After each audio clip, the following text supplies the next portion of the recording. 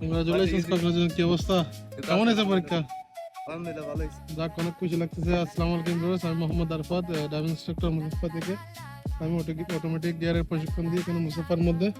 তো এই ভাইয়েরও পরীক্ষা একটু পরে দোয়া করবেন। এবং এ পাস করছে আজকে, আলহামদুলিল্লাহ অনেক খুশি লাগতেছে। ফাইনালি পরীক্ষা কেমন ছিল? ইজি ছিল না হার্ড ছিল?